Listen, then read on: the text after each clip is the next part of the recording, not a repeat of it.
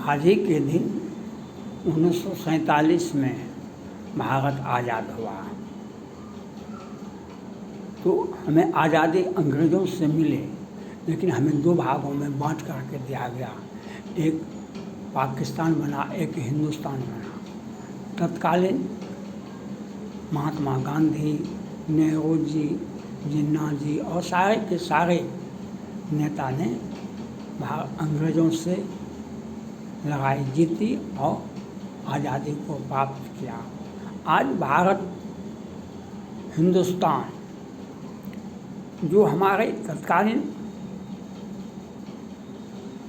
जो हमें नेहरू जी, महात्मा गांधी जो हिंदुस्तान दिए, उस हिंदुस्तान की अक्षुण्णता बनाए रखना आज के देश के नेताओं का, देश के युवाओं का और 140 करोड़ जनता का ये कर्तव्य बनता है। हम देश की आज़ादी को अक्षुण्ण रखें। इसलिए आप प्रत्येक वर्ष 15 अगस्त को झंडा तो तोलन करते हैं और हम उसको दिन को याद करते हैं। आज़ादी को प्राप्त करने के लिए बहुत सारे हमारे पूर्वज ने खून की आहुति दी, चाहे झांसी वाली रानी हो या वीर कुंवर सिंह हो कि तात्या टोपे हो और सुभाष चंद्र बोस हो कि चंद्रशेखर आज़ाद हो कि बिस्मिल्लाह खां हो, सबों ने अपने खून की आहुति दी। लेकिन उन खून की आज़ादी में, भारत की आज़ादी में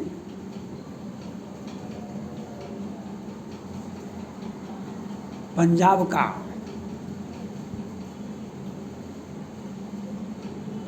जालियांवाला बाग कांड भी आता है। भारत की आज़ादी में जालियांवाला बाग कांड भी आता है। इस प्रकार से जनरल डायर ने और उसके सहयोगी पदाधिकारी ने सिखों पर गोलियों का बरसात किया था। हजारों सिख हमारे दुनिया को छोड़ दिए और अपने खून की का एक एक कतरा भारत की आज़ादी को दिए। उसके बाद हुकुम सिंह ने जनरल डायर को लंदन में जाकर के मार दिए 1940 में। अंग्रेज़ों ने समझ गया अब हमें भारत को आज़ाद करना पड़ेगा, नहीं तो हमें भारतीय हमें मार देगा। और उसके बाद महात्मा गांधी लगे हुए थे। इन्होंने 1942 में भारत छोड़ो आंदोलन शुरू कर दिए। उन्होंने कहा भारत बहुत बड़ा देश है, आप भी रहिए, हम भी रहते हैं, लेकिन आप भी राजनीति कीजिए, हम भी राजनीति करते हैं।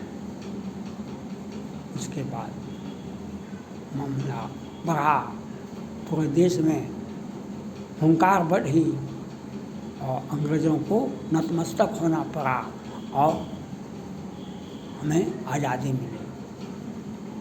आज का समस्या ये नहीं है, आज का समस्या है हिंदुस्तान मिला आपको। आज हिंदुओं, सनातन धर्म को, हिंदुओं को कभी पाकिस्तान में, कभी बांग्लादेश में, कभी भारत में हिंदुओं को के साथ ज्यादती होता है। आज बांग्लादेश हिंदुओं को मार रहा है, बांग्लादेश में हिंदुओं को मार रहा है, जबकि वहाँ पर वे रोहिंग्या मुसलमान नहीं हैं, वे कहीं से लाए नहीं गए हैं। 1971 के पहले से बांग्लादेश में हिंदू थे और बांग्लादेश की आज़ादी में उन्होंने खून की होली दी, खून की आहुति दी।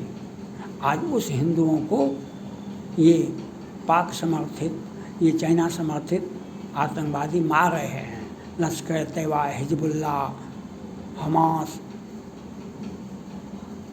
हिंदुओं को मार रहे हैं, तो भारत की सरकार का जिम्मेदारी बनता है, हम जो हिंदुस्तान आपको मिला है उस हिंदुस्तान की गरिमा को बनाए रखना आपका कर्तव्य होता है। सरकार उस हिंदुस्तान, जो हिंदुस्तान हमें 15 अगस्त 1947 को मिला था, उस हिंदुस्तान को बरकरार रखना वर्तमान देश की आबादी 140 करोड़ और युवा और शासक सबों की जिम्मेदारी बनती है। उस हिंदुस्तान को हम बरकरार रखें, इसके लिए आपको सचेत रहने की आवश्यकता है। इसके लिए भारत तेरे टुकड़े होंगे हजार, ये कहाँ लगा था? देश में अंदर, देश के अंदर वह तत्व विराजमान है जो भारत तेरे टुकड़े होंगे हजार, और आज बांग्लादेश में हिंदुओं को मारा जाता है। इसके लिए प्रधानमंत्री को सोचना चाहिए। हम कहीं भी हैं, भारत को जो मिला है सौगात, वह हिंदुस्तान के नाम से एक देश मिला है। हिंदुस्तान का मतलब होता है हिंदुओं का स्थान। हिंदुस्तान को हम बरकरार रखेंगे तो हमें पाकिस्तान में जो हिंदुओं के साथ होता है उसका भी हम हिसाब किताब लेंगे। हम बांग्लादेश में जो हिंदुओं के साथ होता है उसका भी हम बदला लेंगे। चाहे कनाडा में हिंदुओं के साथ होता है उसका भी बदला लेंगे, चाहे ब्रिटेन में हिंदुओं के साथ होता है हम उसका भी बदला लेंगे, अमेरिका में अगर हिंदुओं के साथ ज़्यादती होता है हम उसका भी बदला लेंगे। हम हिंदुस्तान को एक बेहतर हिंदुस्तान बनाएंगे, एक बेहतर हिंदुस्तान बनाएंगे। इसलिए भारत सरकार को चाहिए बांग्लादेश पर, वैसे भारत सरकार ने जो काम किया है जो बांग्लादेश में, वह सराहनीय नहीं, स्वागत योग्य है। उसने वहाँ के गृह मंत्री ने कहा हमें समय दीजिए, हम आप इसमें हस्तक्षेप नहीं करें, हम शांति को, वहाँ के प्रधानमंत्री ने, बांग्लादेश के प्रधानमंत्री ने हिंदू मंदिर में जाकर के बैठ गए, लेकिन वे हंसते थे। उनका मकसद जो भी हो, लेकिन उन्होंने जो बड़प्पन दिखाया, हिंदुओं के प्रति जो सहानुभूति दिखाई, वह सराहनीय है।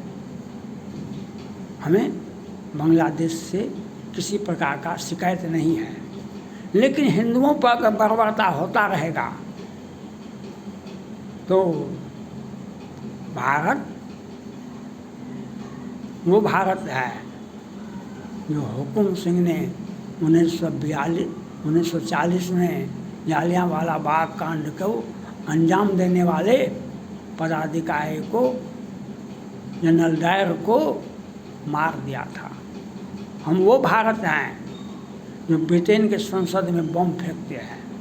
हम वो भारत हैं जो चाइना को भी हिला देते हैं, पाकिस्तान को भी दो भागों में बांट देते हैं। हम वो भारत हैं जो दुनिया याद रखेगी, भारत से डरेगा, भारत की तरफ आंख उठा करके नहीं देख सकता है। यह मोदी जी के नेतृत्व में भारत अग्रसर है। मोदी जी के नेतृत्व में भारत अग्रसर है विकास के पथ पर। उससे भी बड़ी जिम्मेवारी है मोदी जी के ऊपर। आज बांग्लादेश में जो हो रहा है उस पर कड़ा नज़र रखे, और अगर एक भी हिंदुओं पर ज्यादती हुआ 2-4 बमों से मार दें। अगर एक भी हिंदुओं पर अत्याचार हुआ बांग्लादेश में तो 2-4 बमों से मार दें। चंद्रशेखर आज़ाद ने कहा था जो हमें बहरों को सुनाने के लिए धमाके की आवाज़ होती है, वे संसद में बम फेंक दिए थे। उनको पकड़ लिया गया था तो कहे बोले कि आपने बम क्यों फेंका? कहा कि बहरों को सुनाने के लिए धमाके की आवाज़ की आवश्यकता है। सुभाष चंद्र बोस ने कहा था तुम हमें खून दो, मैं तुम्हें आज़ादी दूंगा।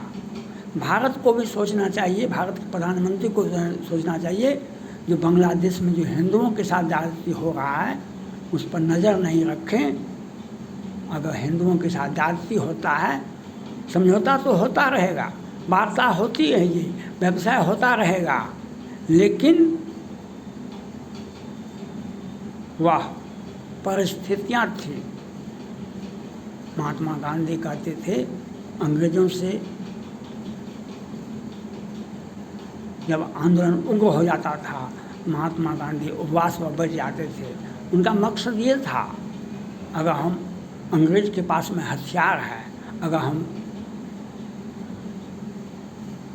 भारत के लोग भी अगर हथियार का सामना करेंगे तो बहुत अधिक खून खराबा होगा।